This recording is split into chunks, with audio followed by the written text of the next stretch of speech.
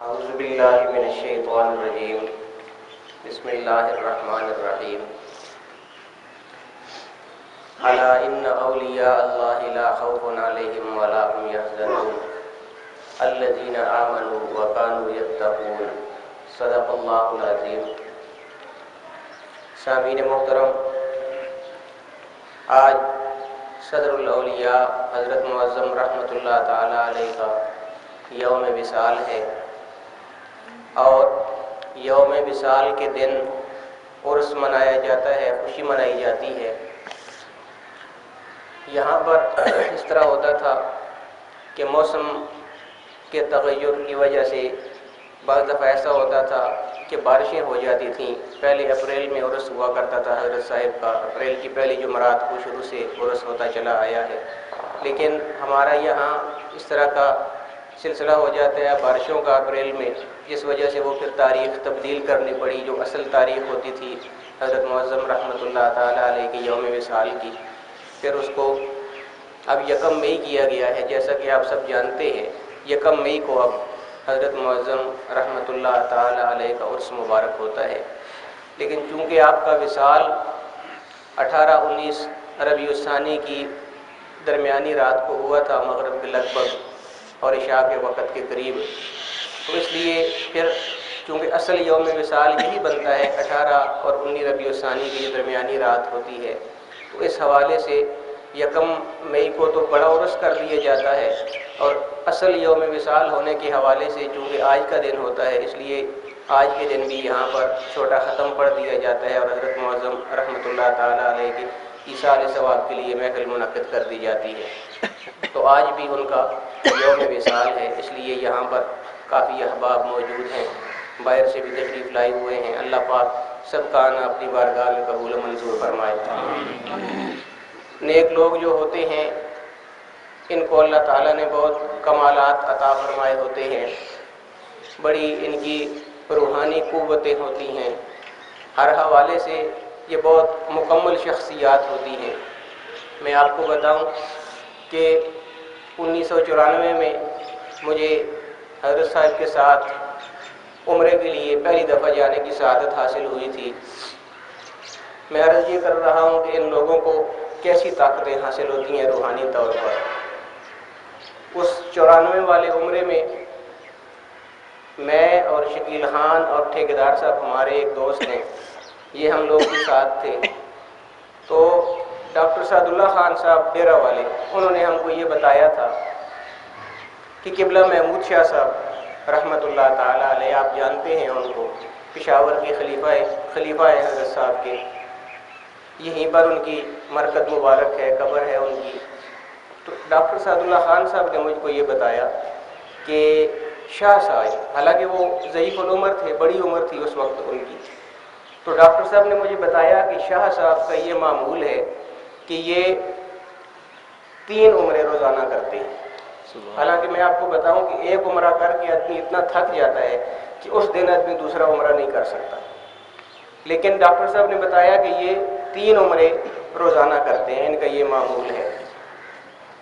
تو ہم نے یہ سوچا کہ ہم جوان لڑکے ہیں، یہ بڑی عمر کے ہیں، معلوم نہیں تھا کہ عمرے میں کتنا ٹائم پہ، چونکہ پہلے گئے ہوئے نہیں تھے، معلوم نہیں تھا کتنا وقت لگتا ہے یا کتنا مشکل ہوتا ہے۔ تو ہم نے اپنے طور پہ یہ طے کیا دوستوں نے کہ وہ اگر اتنی ضعیف العمری کے باوجود 3 عمرے روزانہ کر لیتے ہیں تو ہم جوان ہیں، ہم انشاءاللہ 7 عمرے وہاں پر روزانہ کریں گے۔ لیکن وہاں جا کے جب عمرہ کیا تو پھر پتہ چلا کہ 3 عمرے کرنے بھی بہت مشکل ہیں، اور ہم جوانوں کے لیے مشکل ہیں 3 عمرے کرنے۔ اور وہ شاہ صاحب، ایسی روحانی قوت اللہ پاک نے ان کو عطا فرمائی تھی کہ وہ اس ضعیف العمری کے باوجود روزانہ 3 عمرے کرتے تھے۔ اور میں نے خود دیکھا ہے ان کو، 2-3 طواف ہم کرتے ہیں، 7 چکروں کا ایک طواف ہوتا ہے، 2 طواف آپ کر لیں تو آپ کی ہمت نہیں ہوتی کہ آپ تیسرا طواف کریں اسی وقت۔ یہ محمود شاہ صاحب کو میں نے اپنی آنکھوں سے دیکھا ہے کہ یہ عشاء کی نماز کے بعد طواف شروع کرتے تھے اور صبح کی نماز تک لگاتار طواف کرتے رہا۔ تو یہ روحانی طاقتیں ہوتی ہیں، یہ جسمانی طاقت کی بات نہیں ہے، نہ ممکن ہے جسمانی طاقت کے ساتھ۔ تو میں یہ عرض کر رہا ہوں کہ یہ خلیفہ ہے حضرت معظم رحمۃ اللہ تعالیٰ علیہ کے، اور ان کو اللہ پاک نے یہ کمالات اور یہ طاقتیں عطا فرمائی ہیں، تو جو ان کے مرشد ہیں حضرت معظم صدر الاولیاء، ان کو اللہ رب العالمین نے کیا کیا ان پر کیا کیا انعامات فرمائے ہوئے ہوں گے اور ان کو کیا کیا طاقتیں عطا فرمائی ہوں گی۔ تو بہرحال اب مختصر سا وقت ہے، زیادہ بات چیت نہیں کرتے۔ تلاوت کلام پاک کے لیے جناب قاری محمد معصوم صاحب کو دعوت دیتا ہوں کہ وہ تشریف لائے اور اس مبارک محفل کا آغاز فرمائیں جناب قاری محمد معصوم صاحب۔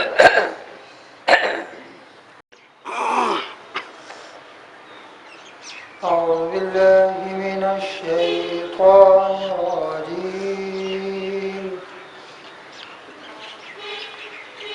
بسم الله الرحمن الرحيم.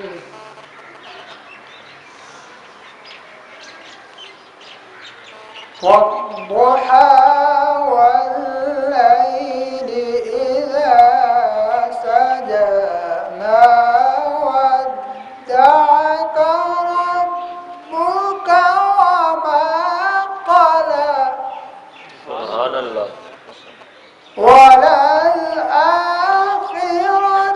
خير لك من الأولى ولسوف يعطيك ربك فترضى سبحان اللہ ألم يجدك يتيما فآوى ووجدك ضالا فهدى سبحان اللہ ووجدك عائلا فأغنى فأما اليتيم فلا تقهر سبحان اللہ وأما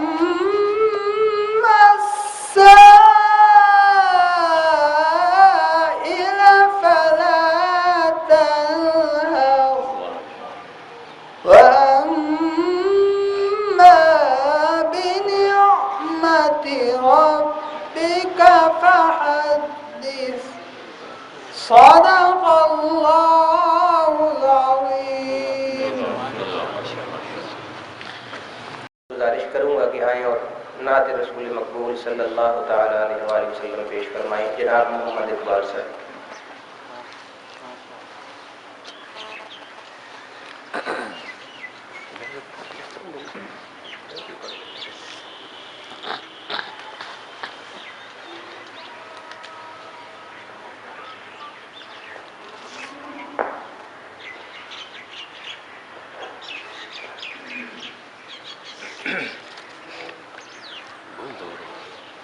دور ہو گئے تھوڑی نیڑے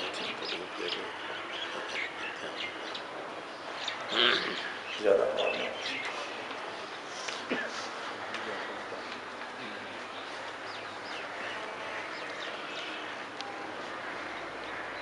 صلی اللہ علیہ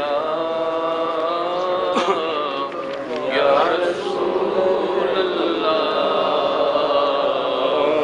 وسلم علیہ یا حبیب اللہ صلی اللہ علیہ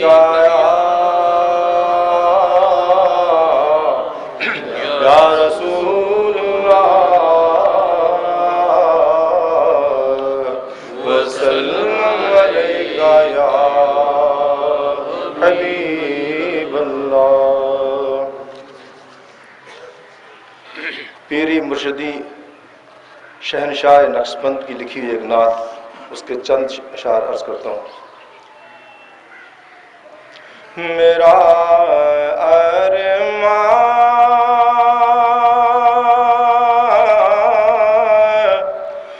مدینہ ہے، تیرا ارمان مدینہ ہے، سکون دل مدینہ ہے قرار جاں مدینہ ہے امام الانبیاء کے من تو بھایا بس یہی کریا اسی خوش قسمتی پر آج تک نازاں مدینہ ہے اسی خوش قسمتی پر آج تک نازاں مدینہ ہے ریاض الجنہ سے ہر آن دیتا ہے صدا رضوان چلے آؤ کہ جنت کی رہے آسان مدینہ ہے چلے آؤ کہ جنت کی رہے آسان مدینہ ہے نہ بھٹکو درد کے مارو کبھی اس در کبھی اس در تمہارے سارے دردوں کا فقط درمان مدینہ ہے تمہارے سارے دردوں کا فقط درمان مدینہ ہے خوشی سے جھوم اٹھی روح جب میں نے ڈرائیور سے کہا کیا یہ مدینہ ہے وہ بولا ہاں مدینہ ہے کہا کیا یہ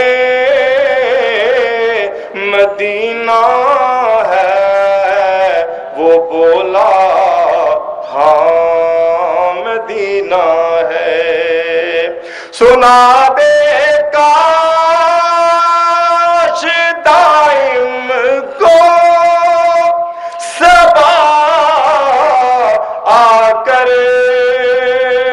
یہ خوش خبری کہ اس ناطے مدینہ سے بڑا شاداں مدینہ ہے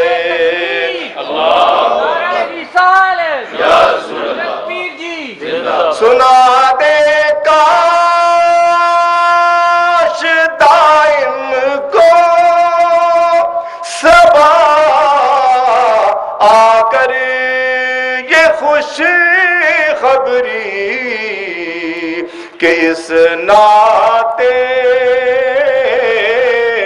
مدینہ سے بڑا شاداں مدینہ ہے کس ناطے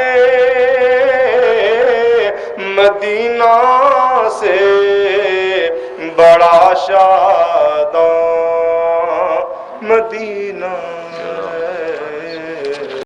کے تشریف لائے اور بارگاہ سرور انبیاء صلی اللہ تعالی علیہ وآلہ وسلم میں بلائے پیش فرمائے جناب ظہیر احمد صاحب. السلام علیکم.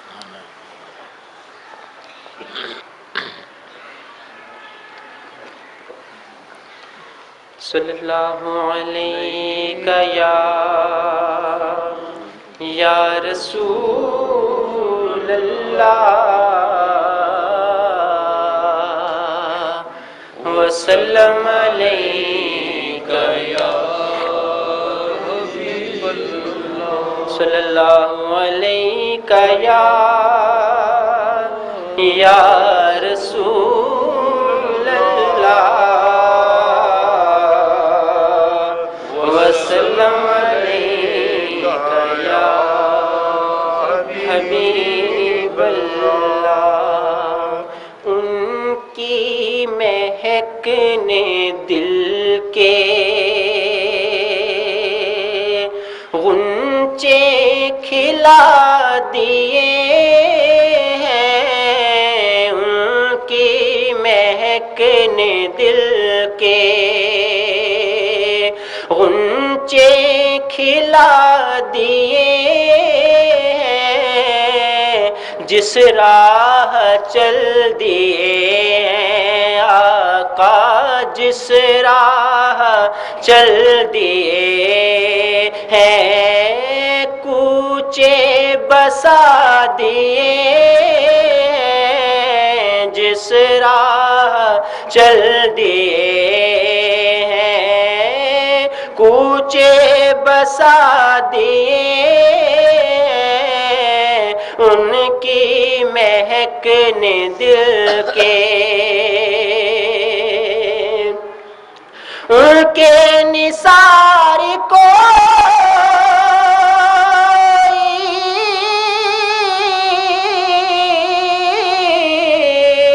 کیسے ہی رنج میں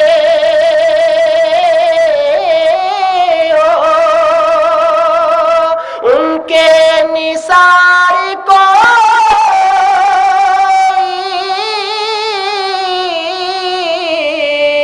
کیسے ہی رنج میں ہو، جب یاد آ گئے، جب یاد آ گئے ہیں، سب غم بھلا دیے، جب یاد آ گئے ہیں، سب غم بھلا دیے،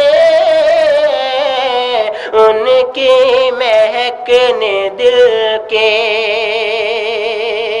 جب آ گئی ہے جوش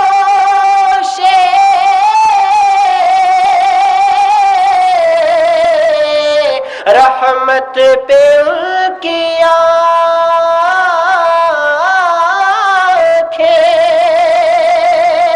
جب آ گئی ہے جوش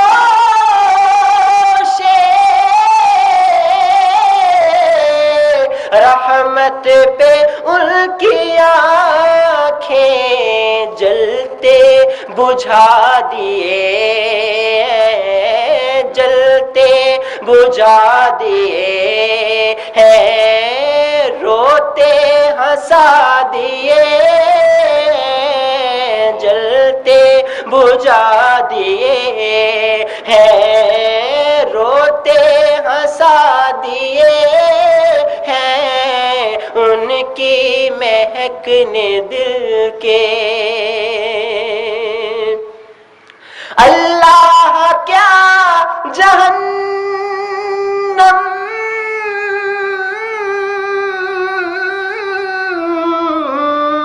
اب بھی نہ سرد ہوگا،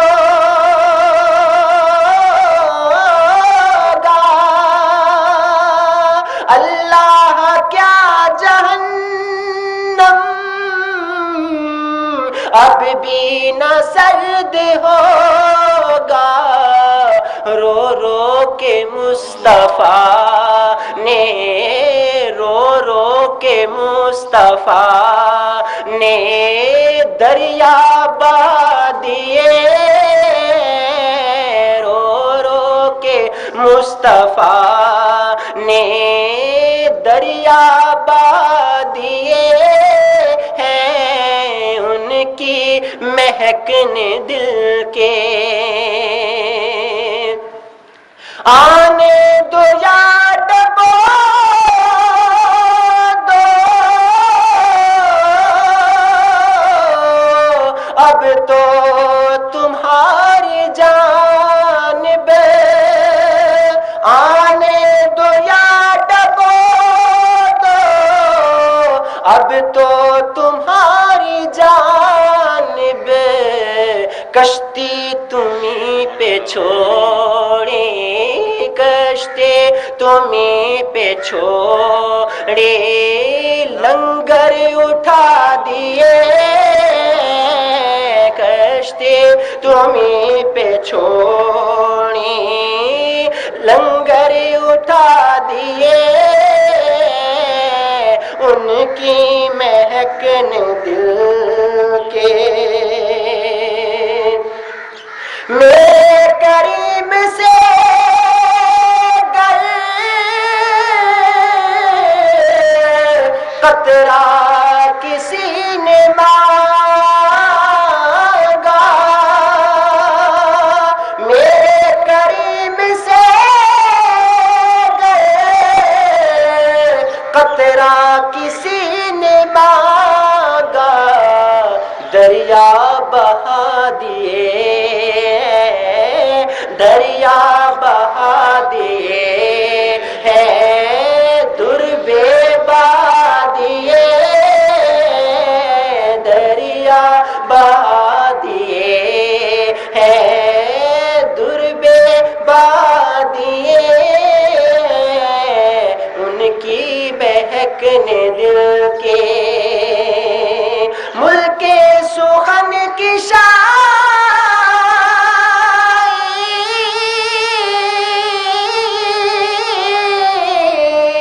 تجھ کو رضا مسلم تجھ کو رضا مسلم جس سمت آ گئے ہو جس سمت آ گئے ہو سکے بٹھا دیے جس سمت آ گئے ہو سکے بٹھا دیے ہیں ان کی مہکنے دل کے غنچے کھلا دیے جس راہ چل دیے ہیں کوچے بسا دیے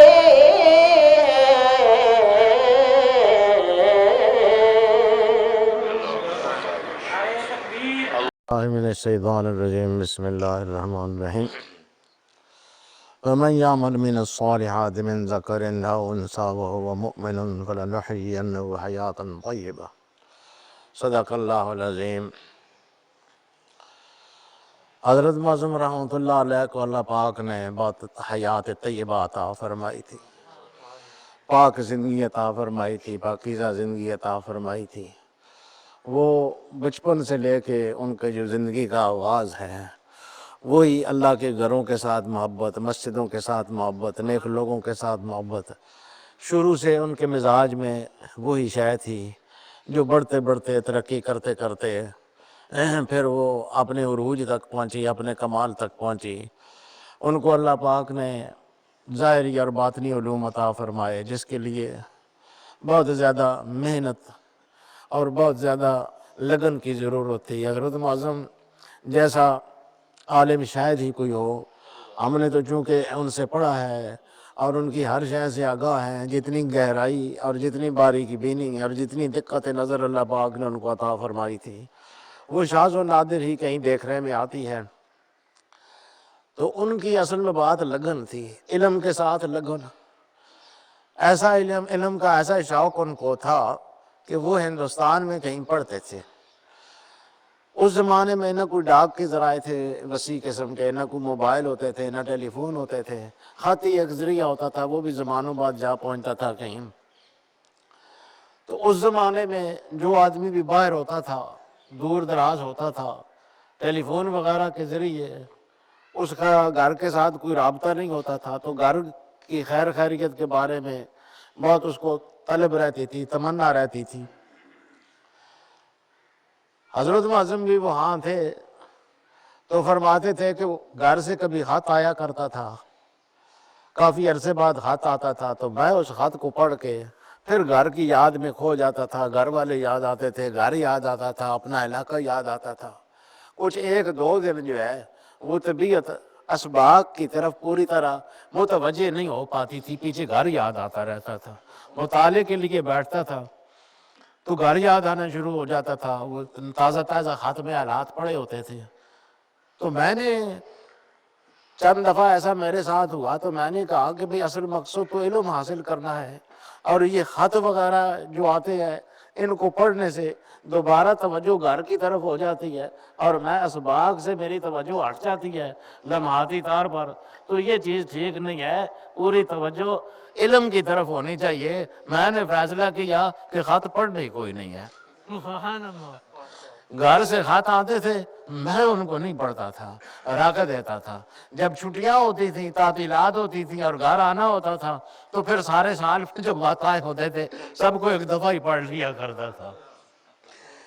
تو پھر یہ ہے کہ ایک دفعہ وہ میں خط پڑھ رہا تھا تو ان خطوں میں سے ایک خط وہ بھی تھا جس میں لکھا ہوا تھا کہ میرے والد صاحب وفات پا گئے ہیں، اور وہ خط کئی مہینے پہلے کا آیا ہوا تھا۔ تو کئی مہینے پہلے والد صاحب وفات پا گئے تھے، میں تو جو کہ خط پڑھتے ہی نہیں تھا، اس لیے مجھے پتہ نہیں تھا۔ وہ جب تعطیلات ہوئی سالانہ اور میں نے معقول کے مطابق خط پڑھنے شروع کیے تو ایک خط میں یہ بھی لکھا ہوا تھا کہ والد ماجد وفات پا گئے ہیں۔ یعنی ایک جو کوئی رابطہ تھا گھر کے ساتھ، خاندان کے ساتھ، وہ خود ہی ختم کر دیا کہ یہ حائل ہوتا ہے علم کے حصول میں، علم کی طرف توجہ میں، اسباق کی طرف توجہ میں۔ تو ایسی لگن کس کو ہوتی ہے؟ کس طالب علم کو ایسی لگن ہو سکتی ہے؟ اس طرح لگن کے ساتھ انہوں نے علم حاصل کیا اور پھر اس کی بلندیوں تک پہنچے۔ ظاہری باطنی کمالات اللہ پاک نے آپ کو عطا فرمائے، اور جو اللہ والوں کے جو وصف ہے بنیادی طور پر وہ لوگوں کے دلوں کو پاک صاف کرنا، اور اس کے ساتھ ساتھ ظاہری بیماریاں بھی ان کی توجہ سے شفا یاب ہو جاتے ہیں، ظاہری مریض بھی ٹھیک ہو جاتے ہیں۔ اللہ پاک یہ بھی ان پر انعام فرما دیتا ہے۔ حضرت معظم رحمۃ اللہ علیہ کی زندگی بہت پہلودار ہے، اور اس میں جرأت، استقامت، حق پر ثابت قدمی اور بیماروں کی شفا یابی اور اس طرح کے بڑے بڑے واقعات پائے جاتے ہیں، عظیم واقعات پائے جاتے ہیں۔ اور ایسے واقعات بہت کم لوگوں کی، آپ مشائخ کے حالات پڑھیں، بہت کم لوگوں کی زندگی میں اتنے متنوع حالات ہوتے ہیں۔ کسی ایک پہلو پر تو کسی شیخ کا بڑا کمال ہوتا ہے، کسی اللہ والے کا بہت کمال ہوتا ہے، لیکن اعمال میں حقوق اللہ سے لے کے حقوق العباد تک اور لوگوں کی اصلاح کے سلسلے میں ظاہری امراض، باطنی امراض، لوگوں کی امداد، تعاون، ظاہری امداد، مالی امداد اور روحانی امداد، جس قدر متنوع کیفیات حضرت معظم کی حیات میں ہیں اتنی بہت کم لوگوں میں پائی جاتی ہیں۔ اس علاقے کے لوگ آگاہ ہیں کہ جب صدر ایوب مرحوم کا دور حکومت تھا تو اس زمانے میں ان کو کسی نے یہ بتا دیا تھا کہ جمعہ جو ہے اس میں اگر عید ہو جائے تو یہ 2 خطبے ہو جاتے ہیں، ایک جمعے کا خطبہ اور ایک عید کا خطبہ، اور 2 خطبے جو ہیں یہ بادشاہ کے لیے بھاری ہوتے ہیں، بادشاہ کو نقصان دیتے ہیں۔ کہ خطبہ اچھی ہے بھائی، 2 ہو تو زیادہ برکت ہونی چاہیے، لیکن بہرحال کسی نے یہ وہم ڈال دیا تھا کہ 2 خطبے ہونے جو ہیں یہ بہت مضر ہیں بادشاہ کے لیے۔ حضرت معظم رحمۃ اللہ علیہ کے دور میں، جس زمانے میں یہ عوام عروج پر تھا اور حکومت کوشش کرتی تھی کہ جمعے کو عید نہ ہونے پائے، اسی دور میں ایک دفعہ ایسے ہوا کہ رمضان کی 29ویں جو ہے وہ بدھ کے دن تھی۔ اب اگر جمعرات کو عید ہو جائے تو پھر تو کام بن جاتا تھا بادشاہوں کا، لیکن اگر جمعرات کو عید نہ ہو تو پھر عید جمعے کو ہوتی تھی، اور وہ تو بہت نقصان دہ تھے 2 خطبے۔ اس لیے کوشش شروع ہوئی کہ عید جو ہے ہر صورت میں جمعرات کو کرانی ہے. چاند نظر نہ آیا کہیں پر. اب چاند جو نظر نہ آیا تو آخر یہ کہا گیا کہ وہ ایک قافلہ جو ہے وہ ادھر سعودی عرب میں سفر کر رہا تھا اس نے، اور ایک بنگلہ دیش میں کچھ لوگ تھے انہوں نے چاند دیکھ لیا ہے، تو اس لیے صبح جو ہے جمعرات کے دن عید ہوگی. یہاں لوگ سارے حضرت معظم کے عقیدت مند تھے اور اس ایسے مسائل اختلافی مسائل میں انہی کی طرف رجوع کرتے تھے. وہ مخلوق خدا کی ادھر ادھر سے دنیا آنے لگ گئی کہ جی کل عید کرنی ہے یا روزہ رکھنا ہے. حضرت معظم نے کہا بھئی اس طرح کی مشکوک شہادتوں کے ساتھ عیدیں نہیں ہوا کرتی ہیں. کوئی اجنبی قافلہ نہ اس قافلے کا پتہ کہ کس صحرا میں چل رہا تھا اور کون قافلہ تھا سعودی عرب کا، کیا پتہ انہوں نے دیکھا ہے نہیں دیکھا ہے خبر. یہی حال وہ بنگلہ دیش والی شہادت کا ہے. ایسی مشکوک شہادتوں پر عیدیں نہیں ہوتی ہیں، کل روزہ ہی ہوگا. تو پولیس کو حکم تھا کہ بھئی جو آدمی بھی اس کی مخالفت کرے اس کو گرفتار کر لیا جائے. چنانچہ ایس پی صاحب جو ہے وہ آ گئے حضرت معظم کو گرفتار کرنے کے لیے اور کہا کہ جی اب گرفتاری کے آرڈر ہیں تمام ان لوگوں کے جو اس قانون کی خلاف ورزی کریں، شاہی اس اعلان کی خلاف ورزی کریں. حضرت معظم نے فرمایا ٹھیک ہے میں تیار ہوں اس چیز کے لیے، لیکن میں اپنے اس اعلان کو واپس نہیں لوں گا کہ کل جو ہے ہر صورت روزہ ہے، کل عید نہیں ہو سکتی ہے یہاں. یہ سب کو بتایا حضرت معظم نے اور قائم رہے اپنی اس بات پر. بہرحال وہ جو کہ خاندان اس قسم کا ہے، اب بھی ان لوگوں کے ہمارے ساتھ بہت تعلقات ہیں بہت گہرے قسم کے. وہ خاندان والوں نے ٹیلی فون کی صدر صاحب کو ایک ایک کرنا لکھ بہتا کچھ پتہ بھی ہے جتنا لوگوں نے گرفتاری دا آرڈر دے چھوڑے. یہ تو ہمارے بڑے محترم لوگ ہیں اور ہمارے بڑوں کے محترم ہیں، ان کے ساتھ اس قسم کا لوگ نہیں کیا جا سکتا ہے. فوراً منع کرو ان کو. چنانچہ باقاعدہ اوپر سے ٹیلی فون آیا کہ وہ واپس آ جائیں ایسی ڈی سی. خیر وہ واپس چلے گئے وہ، لیکن حضرت معظم جو ہے وہ اپنے اس پر ثابت قدم رہے. اللہ کے شہروں کو آتی نہیں روبائی، ہزار خوف ہو لیکن زباں ہو دل کی رفیق. تکبیر رسالہ شان صدر الاولیاء. ازل سے یہی رہا ہے قلندروں کا طریق، قلندروں کا راستہ یہی ہوتا ہے. اور پھر یہ بات تھی ان کے خاندان میں، یہ بات چلی آتی تھی. وہ تو ٹھیک ہے کہ انہوں نے خود ہی سفارشیں کر کے حضرت معظم کی گرفتاری کو رکوا دیا تھا، لیکن بہرحال بات تھی کہ قاضی صاحب نے مخالفت کی تھی زبردست. وہ بات دیر تک اثر انداز رہی. صوفی اسلم صاحب ادھر ایک سٹاف کالج میں ملازم تھے. جب وہ وہاں پر ملازمت کر رہے تھے تو وہ کہتے ہیں کہ ایک اسامی خالی ہوئی. صوفی اسلم صاحب حضرت معظم کے بڑے عقیدت مندوں سے خاص کہا کہ پرانے خدمتگاروں میں سے تھے. تو ملازم تھے وہاں سٹاف کالج میں، سٹاف کالج میں ملازم تھے. اس میں کوئی اسامی خالی ہوئی تو انہوں نے درخواست دی اور حق ان کا بنتا تھا، لیکن وہ جو ڈائریکٹر تھا اس نے کہا کہ صوفی صاحب یہ حق تمہارا بنتا ہے اس اسامی پر، لیکن مسئلہ یہ ہے کہ صدر صاحب کی ایک خاندان کی ایک خاتون جو ہے وہ اپنا آدمی یہاں پر لگوانا چاہتی ہیں. تو ان کے پاس جا تو ان سے سوا حکومت ان لوگوں کی ہے، ان کی جو بات ہوگی وہی ہوگی، ہم ان سے اختلاف نہیں کر سکتے ہیں. تو جا کے ان سے بات چیت کر، وہ اگر رضامند ہو جائیں تو پھر میں تم کو اس پر لگا دوں گا جس کے لیے درخواست دی ہے، حق تمہارا ہی ہے. صوفی صاحب کہتا ہے میرا اور کون تھا، میں نے حضرت معظم کے سامنے آ کے فریاد کی کہ رویا کہ جی حق میرا بنتا ہے. اور وہ کہتے ہیں کہ حضرت معظم نے فرمایا کہ اچھا ہم کچھ کرتے ہیں. وہ یہاں ایک خادمہ تھی ان کی، درویش کی رہنے والی تھی. اسے کہا کہ تو صوفی اسلم کے ساتھ جا اور جا کے تو وہ خاتون جو صدر صاحب کی رشتہ دار ہے اس کو کہے کہ یہ غریب آدمی ہے اسلم اور قاضی صاحب کا خدمتگار ہے، اس کو وہاں پر لگانے دو، ایسے کو تنگ نہ کرو، اور وہاں جو حق اس کا بنتا ہے اس کو پورا کرنے دو، اس کو لگنے دو وہاں پر. اس خادمہ نے جا کے اس صوفی صاحب کے ساتھ جا کے وہاں پر اس خاتون سے یہ بات کہی. خاتون کو اللہ بخشے، اس نے اس وقت بڑے غصے میں کہا کہ میں قاضی صاحب کی بات نہیں مانتی ہوں. یہ قاضی صاحب وہی ہیں نا کہ جب میرے بھائی نے عید کرائی تھی تو انہوں نے مخالفت کی تھی اس کی، اور انہوں نے جو ہے وہ وہاں ان کے اس خلاف تقریریں کی تھی، تو ان کی بات میں مانوں، ان کے آدمی کو میں وہاں لگنے دوں؟ میں اس کو تو ہر صورت میں نہیں لگنے دوں گی، میں اپنا آدمی وہاں لگواؤں گی، جا تو کام کر اپنا. بہرحال وہ دونوں بڑے مایوس سے ہو کے آئے.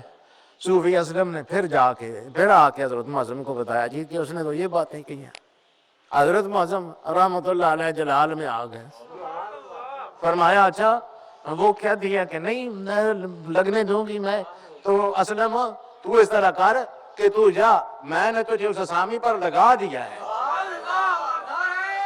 تکبیر، نعرہ رسالت، حضرت صدر الدین اولیاء. تو جا، میں نے تجھے اس اسامی پر لگا دیا ہے، اور وہ ڈائریکٹر جو ہے نا فیضی، وہ تیرے انتظار میں کھڑا ہے وہاں پر. صوفی اسلم کہتا ہے میں گیا، وہ ڈائریکٹر فیضی جو سٹاف کالج کا مختار کل ڈائریکٹر، وہ باہر گیٹ پر کھڑا تھا. مجھے دیکھ کے کہنے لگا آؤ جی صوفی صاحب، وہ میں اسامی جو ہے اب مجھے اگر قتل بھی کر دیا جائے تب بھی وہ اسامی جو ہے اس پر بہرحال میں نے آپ کو لگانا ہے. چنانچہ مجھے اندر لے گیا، اپنے محتاط کو بلایا کلرک کو اور کہا کہ لکھو اس کا آرڈر. چنانچہ اس نے آرڈر لے کے میرے حوالے کر دیا. میں آ گیا. صوفی صاحب کہا کرتا تھا وہ ڈائریکٹر بڑی شے تھی اور میں ایک معمولی آدمی تھا، میں اسے یہ نہیں پوچھ سکتا تھا کہ جی پہلے تو آپ خود ہی کہہ رہے تھے کہ ان کی مرضی کے بغیر کام نہیں ہو سکتا ہے جن کی حکومت ہے، اور اب کیا بات ہو گئی ہے کہ آپ خود ہی میرے لیے گیٹ پہ جا کے کھڑے ہو گئے. میں تو اسے پوچھ نہیں سکتا تھا، لیکن میں بہرحال حیران ہوں کہ آخر وہ کیا تصرف تھا، کیا قوت تھی کہ وہ ڈائریکٹر جو تھا کالج کا، جو مجھے خود ہی کہہ رہا تھا کہ تمہیں نہیں لگایا جا سکتا ہے، خود ہی گیٹ پر کھڑا ہو گیا تھا میرے استقبال کے لیے. یہ کیا تصرف تھا اور یہ کیا قوت تھی. تو حضرت معظم کو اس طرح کی قوتیں اللہ پاک نے بے حساب عطا کر رکھی تھیں. وہ صاحب تصرف تھے. وہ وہی ہیں جو حضور صلی اللہ علیہ وسلم نے فرمایا، یا جس طرح مولانا روم فرماتے ہیں گفتہ یو گفتہ اللہ بود گرچہ از حلقوں میں عبداللہ بود، کہ جب وہ بات کو کر دیتے ہیں تو وہ جب اللہ پاک نے حدیث قدسی میں جو حضور نے بیان فرمایا کہ اللہ پاک فرماتا ہے کہ میں کسی کی آنکھیں ہو جاتا ہوں، کسی کے کان ہو جاتا ہوں، ہاتھ اور پاؤں ہو جاتا ہوں، اسی طرح زبان ہو جاتا ہے. اس لیے اس کی زبان سے جو لفظ نکلتا ہے وہ گفتہ اللہ بود، وہ اللہ کی طرف سے بات آ رہی ہوتی ہے. اس لیے اگرچہ اللہ کے بندے کی زبان سے نکل رہی ہوتی ہے لیکن فرمان اللہ پاک کا ہوتا ہے تو وہ پورا ہو کر رہتے ہیں. تو حضرت معظم کو اللہ پاک نے یہ بہت غیر معمولی کمال عطا کیا تھا، غیر معمولی درجہ عطا کیا تھا. بیمار قسم قسم کے ان کے پاس سے شفا یاب ہوتے تھے. ایسے بیمار جو کہ امراض سے شفا پا گئے وہ تو بے حد و حساب ہے. بہرحال ایک دلچسپ واقعہ وہی اس کیفیت والا واقعہ حضرت معظم فرماتے ہیں کہ وہ جب کیفیت بندے پر طاری ہوتی ہے، وہ خود یہ فرمایا کرتے تھے کہ وہ کیفیت جب بندے پر طاری ہوتی ہے کنت سمع الذی یسمع بی و بصر الذی یبصر بی، تو پھر وہ اس کی ہر بات جو ہے وہ اللہ کی نمائندگی کی ہو رہی ہوتی ہے. فرماتے حضرت معظم کے ماموں جان تھے کہ مخدوم جی صاحب ان کو کہا جاتا تھا، نام ان کا مولوی فضل حق تھا. وہ حضرت معظم کے بڑے محسن تھے. حضرت معظم کی بلکہ انہوں نے پرورش کی تھی، کیونکہ حضرت معظم کے والد جو ہیں وہ جب پردیسی میں تھے تو اس زمانے میں ان کے والد وفات پا گئے. باقی حضرت معظم کی زندگی کے سارے معاملات، ان کی شادیاں وغیرہ دوسرے گویا ان کی سرپرستی انہوں ہی نہیں فرمائی تھی. تو اس لیے حضرت معظم کو ان کے ساتھ بہت محبت تھی، انہیں بھی حضرت معظم کے ساتھ بہت محبت تھی. ان پر فالج کا حملہ ہو گیا. بائیں طرف کا فالج تھا، عموماً ناقابل علاج، اس وقت تو بالکل ہی ناقابل علاج تھی. آج سے 70-80 سال پہلے تو بہت ہی ناقابل علاج. تو حضرت معظم باہر سے تشریف لائے. تھوڑی دیر پہلے مخدوم جی صاحب پر فالج کا اٹیک ہوا تھا اور اٹیک شدید تھا، اس سے بچنے کا امکان بظاہر نہیں تھا. حضرت معظم اندر داخل ہوئے، کمرے میں داخل ہوئے وہ ادھر زندگی کے آخری لمحات پر تھے، آخری سانسوں پر تھے مخدوم جی صاحب. انہوں نے حضرت معظم کو آتے دیکھا تو کچھ کہنے کی تو والد کا حملہ تھا، زبان تو چلتی نہیں تھی، تو اس لیے ویسے اشارہ کیا جی میں ہوں جا رہا ہوں، الوداع، بس میں جا رہا ہوں. حضرت معظم جو ہیں ان کی طبیعت پر کچھ ایسی کیفیت طاری ہوئی، خود فرمایا کرتے تھے کہ میری کیفیت عجیب ہو گئی، میرے ساتھ ان کی بڑے احسانات تھے، بڑی مہربانیاں تھیں، اور ان کا اس طرح بے بسی کے عالم میں اس طرح کہنا میرے دل پر بڑا اثر ہوا. تو میں جا کے ان کے اوپر لیٹ گیا، تو میں نے توجہ کی، جب تو میں نے محسوس کی کہ ان کی روح جو ہے آدھے سے زیادہ نکل چکی ہے. میں اس وقت بڑے جوش میں تھا، میں نے کہا نہ ماما جی میں روح دی کہ میں جا رہے تھے نکلے اسی روح نکلن دینے ہیں. تو میں نے وہ اس روح پر توجہ کی تو وہ روح جو ہے وہ دوبارہ واپس ہونی شروع ہو گئی.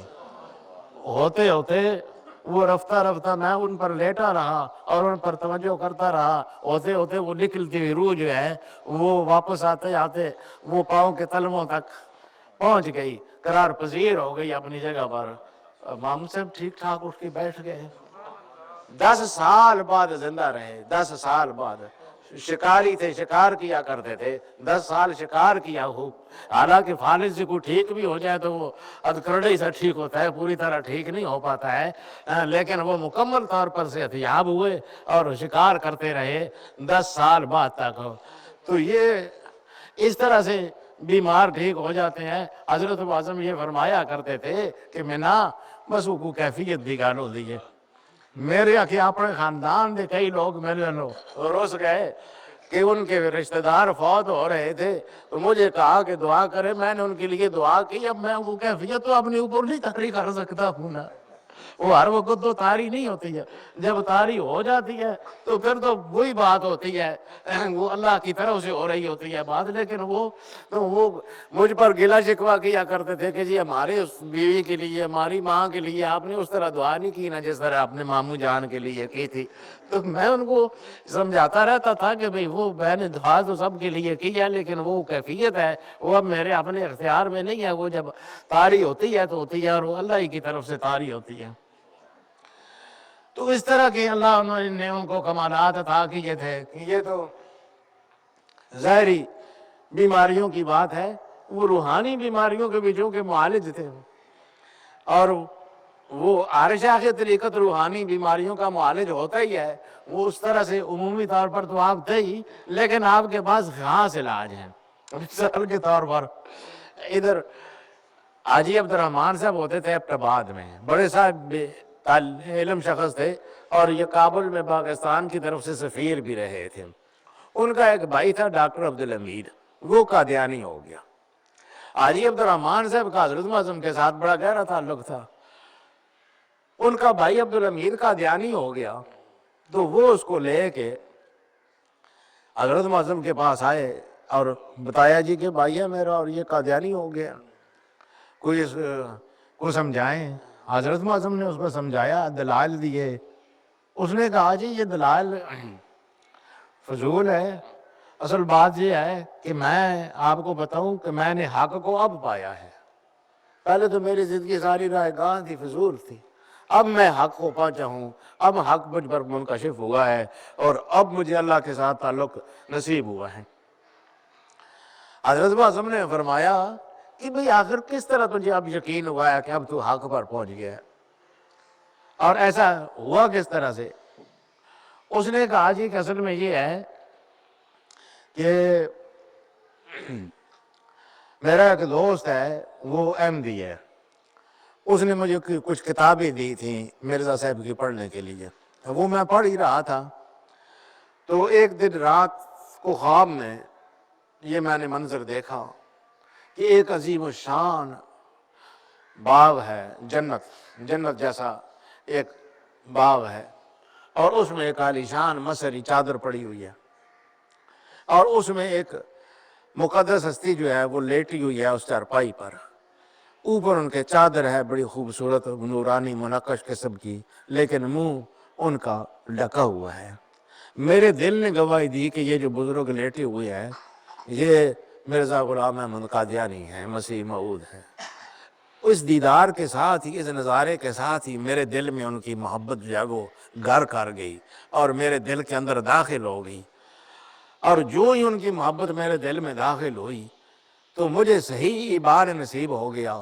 اب مجھے نماز میں لطف آتا ہے، نماز میں مجھے پورا خشوع خضوع ہوتا ہے، تلاوت میں مجھے مزہ آتا ہے، تلاوت چھوڑنے کو میرا جی نہیں چاہتا ہے۔ سارے نیکی کے اعمال مجھے اب مزہ آنے لگا ہے، پہلے تو میرے سارے اعمال زائد ہے۔ اس لیے باقی آپ جو باتیں دلائل کی کرتے ہیں یہ علیحدہ ہے، میرا تو مشاہدہ ہے، میں اپنے مشاہدے کی بنا پر حق تک پہنچا ہوں، اس لیے میں اس سے پیچھے نہیں ہٹ سکتا ہوں۔ حضرت معظم سمجھ گیا کہ یہ دلال والا معاملہ نہیں ہے، یہاں کچھ اور کرنا پڑے گا۔ انہوں نے حاجی عبدالرحمن صاحب کو کہا کہ جی ٹھیک ہے، یہ آپ لے جائیں اس کو، تو ہم کوشش کریں گے اللہ پاک اس کو راہ ہدایت پر لے جائے، فی الحال آپ لے جائیں اس کو۔ حاجی صاحب لے گئے، 2-3 دن بعد پھر اس کو لے کے آئے اور کہا جی یہ توبہ کر دیں، یہ قادیانیت تو توبہ کرنے سے حاضر ہوا ہے، یہ تائب ہوتا ہے قادیانیت سے۔ حضرت معظم نے اسے پوچھا کہ بھئی اب کیوں قادیانیت سے تائب ہوتے ہو؟ تو کہتا ہے جی کہ اب مجھے صحیح مشاہدہ ہوا، اصل میں وہی پہلا مشاہدہ مجھے پھر ہوا تھا، وہ اسی طرح میں نے باغ دیکھا، اسی طرح میں نے جنت دیکھی، اسی طرح میں نے چارپائی دیکھی، اور اسی طرح اس پر منقش چادریں دیکھی، اور نورانی چادر اوڑھے ہوئے ایک ہستی کو منہ ڈھانپے ہوئے لیٹے دیکھا۔ تو پچھلی دفعہ جو ہے میرے ذہن میں یہ آیا تھا خواب ہی میں کہ یہ مرزا قادیانی ہے، چہرے کا دیدار تو نہیں ہوا تھا، اس دفعہ وہی منظر مجھے نظر آیا تو میں نے کہا کہ چہرے سے چادر ہٹا کے ذرا دیدار تو کر لوں۔ میں نے جب چہرے سے چادر ہٹائی تو دیکھا کہ وہاں مرا ہوا خنزیر پڑا تھا۔ میں خوفزدہ ہو کے لا حول ولا قوت الا باللہ پڑھتے ہوئے اٹھ بیٹھا، اور اسی وقت سمجھ گیا کہ مجھے شیطان نے دھوکہ دیا تھا۔ میں نے اسی وقت لا الہ الا اللہ محمد رسول اللہ پڑھا، اپنے ایمان کی تجدید کی، اب پھر آپ کی خدمت میں حاضر ہوں، پھر میرے ایمان کو نئے سرے سے تازہ کر دیا۔ حضرت معظم نے اس کو کلمہ پڑھایا۔ مزے کی بات ہے حضرت معظم نے یہ واقعہ خود ہی بیان فرمایا تھا، تو میں نے ان سے کہا کہ جی یہ بات عجیب ہے، کیونکہ میرے مغز میں یہ اعتراضات اور تنقید جو ہے یہ بہت بری رہتی ہے، یہ ہے میرے اندر خامی کہیں یا جری کہیں۔ تو انہوں نے واقعہ بیان کیا تو میں نے کہا کہ جی وہ تو باقی باتیں تو ٹھیک ہے، آپ کی توجہ سے اس کی اصلاح ہو گئی، مگر وہ جو یہ کہتا ہے کہ بھئی جب میں قادیانی ہوا تو اس وقت نماز میں مجھے خشوع نصیب ہوا، نماز میں خضوع عاجزی نصیب ہوئی اور تلاوت کی لذت نصیب ہوئی، پہلے مجھے نہیں تھی۔ اس کی کیا وجہ ہے؟ اگر وہ قادیانیت باطل شے ہے تو پھر اس کو اختیار کرنے سے اس کی نماز میں خضوع کیسے پیدا ہو گیا؟ انہوں نے فرمایا وہ چلیا، یہ کو پوچھنے کی گل ہے، وہ چلیا وہ جو آدمی قادیانی ہو جاوے اس دے تے سارے اعمال ویسے ہی ضائع نے، شیطان دا مغز خراب ہے جے خواہ مخواہ اس وسوسے پا کے اتے اپنا وقت ضائع پہ کرے۔ شیطان ادا کرن دے اس نماز اڑتے فائدہ کچھ نہیں، خشوع والی پیا پڑھے، خضوع والی پیا پڑھے، نالے گمراہ بھی زیادہ ہو سی اتے نالے لذت بھی پہ محسوس کر سی، تو فائدہ شاید آتے اس نماز دا ہے کوئی نہیں، کیوں جی کہاں پر ہو گیا، اس واسطے وہ پھر شیطان بے غم ہو جاتا ہے، اس وسوسے پاڑے دی ضرورت نہیں رہتی۔ نماز جو حضور نہ حضور کی وجہ تو یہ ہے نا کہ آدمی جو ہے وہ شیطان وسوسے ڈال کے آدمی کا خیال ادھر ادھر کرتا ہے، جب شیطان کو پتہ ہے کہ یہ پردہ رہے فائدہ کوئی نہیں ہے، اسے کیا ضرورت ہے وسوسے ڈالنے کی، وہ ویسے ہی رائے گاہ اور ضائع ہے، اس لیے اس کو خضوع خود ہی محسوس ہونے لگ گیا تھا۔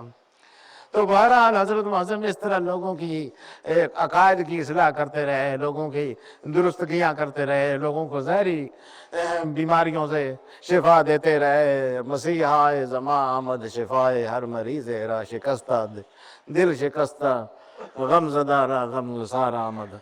وہ ایک ایسے مسیحا تھے جنہوں نے ہر قسم کی مریضوں کو، ظاہری مریضوں کو، باطنی بیماروں کو شفائی عطا کی اور ان کی اصلاح کی۔ اللہ پاک ان کے درجات بلند فرمائے، مغفرت فرمائے، دعا فرمائے، آپ سب کی حاضری اللہ پاک قبول فرمائے۔ یہ قرآن مجید اور قرآن مجید، درود شریف اور کلمہ شریف تقریباً 80,000 جی، یا اللہ یا حی یا قیوم 5000 اور مختلف پارے 61۔ اچھا وہ شجرہ بھی شجرہ پڑھ لیں تو دعا بعد میں کریں.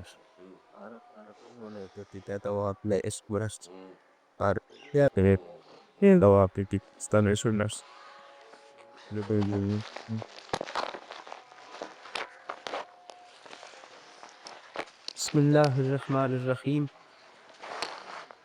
یا الہی مصطفیٰ رحمت بدامہ کے طفیل، حضرت صدیق و علی قدر سلمہ کے طفیل، قاسم و جعفر جناب بایزید و بوالحسن، بو علی و شیخ یوسف شاہ ہمداں کے طفیل، عبد خالق عارف و محمود پھر شاہ علی، شیخ سما سی و میر بزم عرفاں کے طفیل،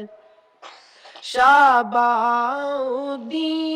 علاؤدین و چرخی کے طفیل، پھر عبید اللہ شہ ایرار ذیشاں کے طفیل، شیخ زائد اور درویش محمد خواجگی، باقی باللہ شیخ احمد میرے تاباں کے طفیل، حضرت معصوم سیف الدین علی مرتبہ، سید نور محمد جان جانا کے طفیل، شاہ عبداللہ شاہ بو سعید احمد سعید، پھر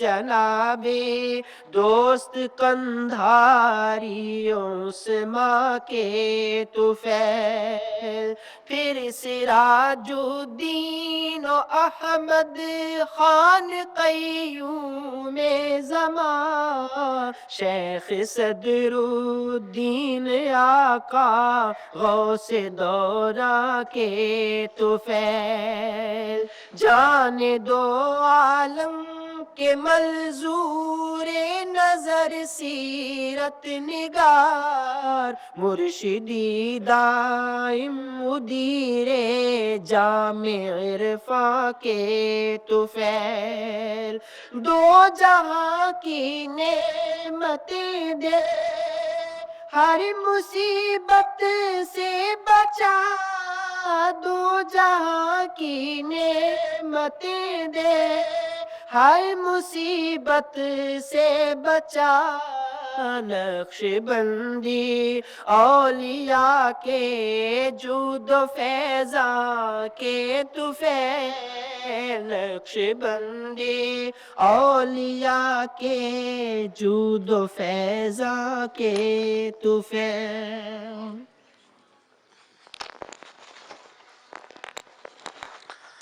ربنا تقبل منا انک انت السمیع العلیم۔ اللہ پاک ہماری یہ حاضری قبول فرمائے، یہ محفل قبول فرمائے۔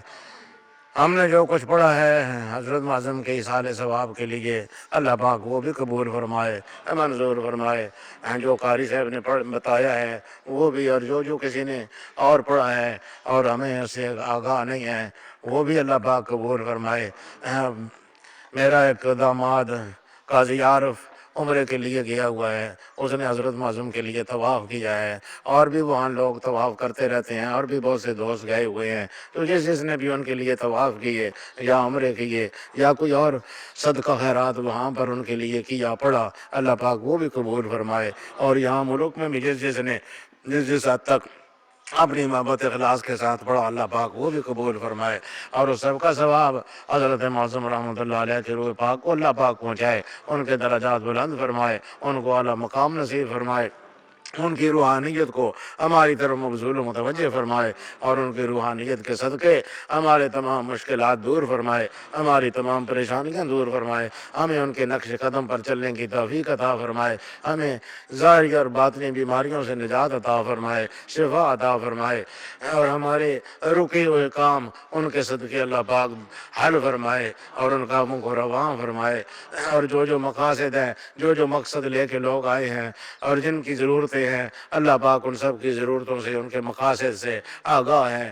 گھر میں خواتین بھی آئی ہوئی ہیں، عورتیں بھی آئی ہوئی ہیں، باہر مرد بھی ہیں، اللہ پاک سب کی ضرورتوں سے آگاہ، اللہ پاک سب کی محتاجیوں اور پریشانیوں سے آگاہ، تو باری تعالیٰ سب کی محتاجیاں دور فرما دیجئے، سب کی پریشانیاں دور فرما دیجئے، سب کی جولیاں مرادوں سے بھر دیجئے، آپ سب کی مرادیں پوری فرما دے رب العالمین، تو آپ کی بادشاہی میں کوئی کمی واقع نہیں ہوتی ہے، اس لیے سب کی ساری مرادیں پوری فرما دیجئے، سب کو اس جہاں کی خوشیاں بھی نصیب فرما دیجئے، اگلے جہاں کی خوشیاں بھی نصیب فرما دیجئے، اس جہاں کی عزت نصیب فرما دیجئے، اگلے جہاں کی عزت نصیب فرما دیجئے، وصلی اللہ علی سیدنا و مولانا محمد و آلہ و صحابہ اجمعین۔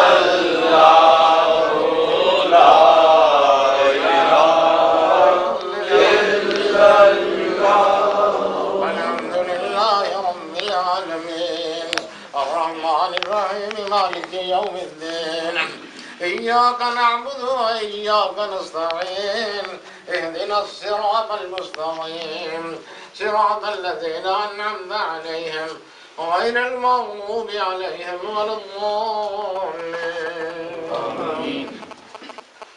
بسم الله الرحمن الرحيم. قل هو الله أحد الله الصمد لم يلد ولم يولد ولم يكن له كفوا أحد. بسم الله الرحمن الرحيم. قل هو الله أحد الله الصمد لم يلد ولم يولد ولم يكن له كفوا أحد. بسم الله الرحمن الرحيم. قل هو الله أحد الله الصمد لم يلد ولم يولد ولم يكن له كفوا أحد. اللهم صل على محمد وعلى آل محمد كما صليت على إبراهيم وعلى آل إبراهيم إنك حميد مجيد. اللهم بارك على محمد وعلى آل محمد كما باركت على إبراهيم وعلى آل إبراهيم إنك حميد مجيد. اللهم صل على سيدنا وشفيعنا ومولانا محمد وعلى آل سيدنا وشفيعنا ومولانا محمد وبارك وسلم عليه. اللهم